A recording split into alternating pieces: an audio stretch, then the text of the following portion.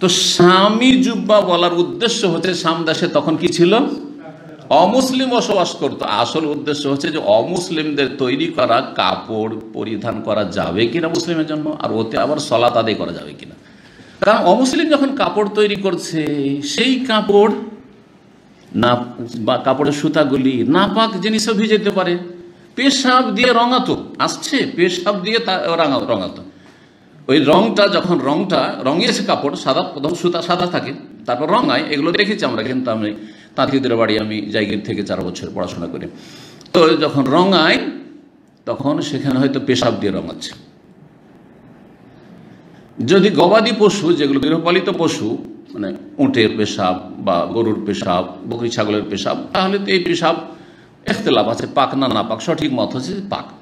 কিন্তু যদি সেটা কুকুরের পেশাব হয়, শুকুরের পেশাব হয়, গাধার পেশাব হয়, তাই না, হ্যাঁ, হিংস্র পশুর পেশাব হয়, তাহলে তো না পাক। তাহলে পেশাব দিয়ে রঙানো কাপড় দিয়ে বা সুতা দিয়ে কাপড় তৈরি করলো, কাপড় বানাইলো, আর তারপরে সে কাপড়টা মার্কেটে বিক্রি হলো। আর কাপড় কিনে নিয়ে এসে আপনি অতি সলাত আদায় করলেন, ধুইতে হবে জরুরি। আচ্ছা, এইটা এখানে মশলা আজকে জানবেন, খুব গুরুত্বপূর্ণ মশলা।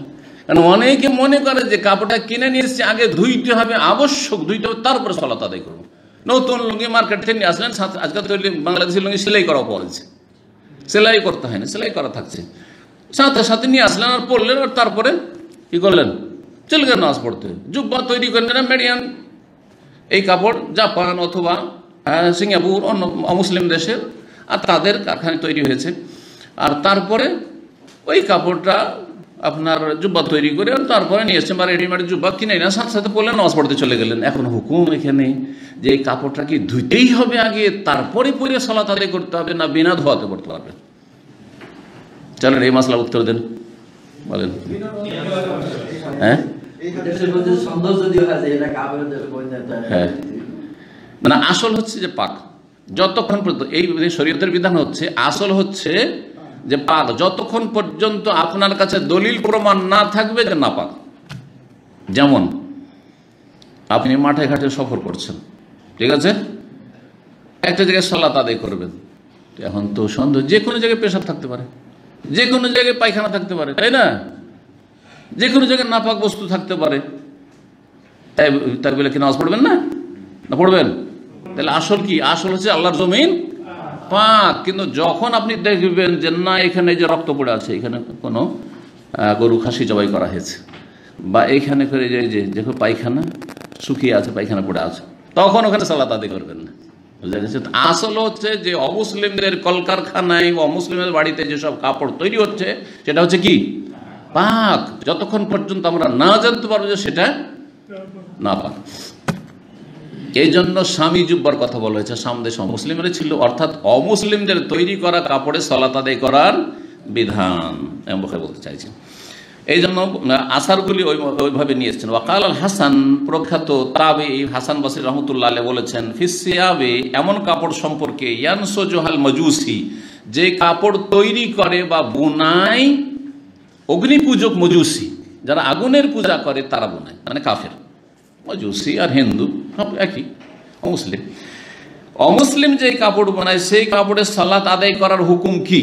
প্রখ্যাত তাবি হাসান বসরি রহমতুল্লাহ আলাইহি ফতোয়া দিচ্ছেন, লাম ইয়ারা বিহা বাসান, তাতে কোনো আপত্তি নেই, কোনো আপত্তি নেই, ধুইতে হবে না, ধোয়ারও প্রয়োজন নেই। আসল হচ্ছে কি, যে কাপড় হচ্ছে পাক। জি। ওয়াকাল মামার রাহিমাহুল্লাহ বলেছেন, রাআইতু জোহরি, আমি ইমাম জোহরি রহমতুল্লাহ দেখেছি। জি। ইবনে শিহাব, মোহাম্মদ বিন শিহাব আজ-জোহরি, প্রখ্যাত তাবি এবং বড় মুহাদ্দিস ছিলেন। ইমাম জোহরি রহমতুল্লাহকে দেখেছি, ইয়ালবাসু মিন সিয়াবিল ইয়ামান, ইয়ামান দেশের তৈরিকৃত কাপড় পরিধান করতেন, মা সুবিগা বিল বাউল, যা পেশাব দিয়ে রঙানো হইত। যে কাপড় পেশাব দিয়ে, পেশাবের কি রং আছে যে পেশাব দিয়ে, মানে পেশাবে ওই রং যে আপনার রং পাউডার, রঙের যে পাউডার থাকে, দেখেছেন করে দিন, এগুলো দেখেন আপনার রং প্রথম শুকনো ইয়ে থাকে, আপনার আটার মতো থাকে, ঠিক আছে, ওইটাকে তখন পানিতে অথবা পেশাবে ডুবিয়ে দিলেন, তারপর একটা রং তৈরি করলেন একটা পাত্রে, আর তারপরে তখন সুতাগুলো তাদের ডুবিয়ে রেখে দিলেন, এইভাবে রঙানো হয়। সব দেখেছি আমরা। কিন্তু তো পেশাব দিয়ে সেই কাপড় রঙানো হইতো, মানে রং পেশাবে রং দেওয়া হইতো, আর তারপরে সুতা তাতে রঙানো হইতো। সেই কাপড়গুলি এমন দেশ থেকে আসতো। আর এমন দেশে ইহুদিরাও ছিল, ইহুদিরা ছিল, মুশরিকরা ছিল, পৌত্তলিক ছিল, তারা তৈরি করত। তো এই কাপড় সম্পর্কে জোহরি রহমতুল্লাহ আলাই সম্পর্কে বর্ণনা করেছেন যে তিনি এই কাপড় পরিধান করতেন। তার অমুসলিমদের এমন কাপড়, তৈরি করা কাপড়, যেই কাপড়ের রংটা তৈরি করা হতো কি দিয়ে? পেশাব, রঙের সাথে পেশাব দিয়ে। জি, এখন এখানে একটা প্রশ্ন উঠে যে পেশাব কেমন কথা? এমনি পানি দিয়ে হলেও তো আলাদা ব্যাপার ছিল, যে অমুসলিমদের হাতে তৈরি হয়েছে, অসুবিধা নেই, কিন্তু পেশাব দিয়ে, এর দুটো ব্যাখ্যা হতে পারে। বলছেন যে ইহতিমাল, সম্ভবত সেই পেশাব ছিল গবাদি পশুর, উটের পেশাব, গরুর পেশাব, তাহলে অসুবিধা নেই, আসল হচ্ছে যে পাক। এই জন্য নবী করিম সাল্লাল্লাহু আলাইহি ওয়াসাল্লাম যখন জিজ্ঞাসা করা হয় যে বকরি বাঁধার জায়গায় ছাগল বাঁধার, ছাগলের বাথানে সালাত আদায় করতে পারবো কিনা, ও সাল্লিফি মারাবিদুল গানাম, কি বলেছিলেন? সাল্লিফি মারাবিদুল গানাম, বকরির বাথানে সালাত আদায় করুন, বলেছেন না বলেননি? বকরির বাথানে নেদি পড়ে আছে, কত পেশাব করছে রাত দিন, সেখানে সালাত পড়তে বলেছেন। তাহলে বোঝা গেল যে বকরির পেশাব, উটের পেশাব এগুলি নাপাক নয়, গরুর পেশাব নাপাক নয়। ওয়াসাল্লা আলিয়ুন ফি সাওবিন গায়রা মাকসুর। একটা মশলা একটু আগে বলেছিলাম যে কাপড় কিনে নিয়ে আসার পরে সেটা ধুইতেই হবে, তারপর সালাত আদায় করতে হবে, না বিনা ধোয়াতে সালাত আদায় করা যাবে? বিনা ধোয়াতে সালাত আদায় করা যাবে, কারণ আসল হচ্ছে তাহারা, আসল হচ্ছে তাহারা। যদি নাপাক বলতে হয় তাহলে তার প্রুফ দিতে হয়, প্রমাণ দিতে হবে যেটা নাপাক। এর দলিলে যে আলী রাদিয়াল্লাহু তাআলা আনহুর এই আসার, আলী রাদিয়াল্লাহু তাআলা সালাত আদায় করেছে ফি সাওবিন, এমন কাপড়ে, গায়রে মাকসুরিন, যেই কাপড় ধৌত ছিল না, নতুন কাপড় কিনে নিয়ে আসা হয়েছে আর ধোয়া হয়নি, সেই কাপড়ে সরাসরি সালাত আদায় করেছেন। তাহলে সাহাবায়ে কেরামরা যে এরকম আমল করেছেন, তার মানে এটাই নবী সাল্লাল্লাহু আলাইহি ওয়াসাল্লাম থেকে তারা তালিম বা শিক্ষা পেয়েছেন। এখন আসেন অমুসলিমদের তৈরি করা কাপড় পরা সম্পর্কে মাসলা জেনে নিলাম। জায়েজ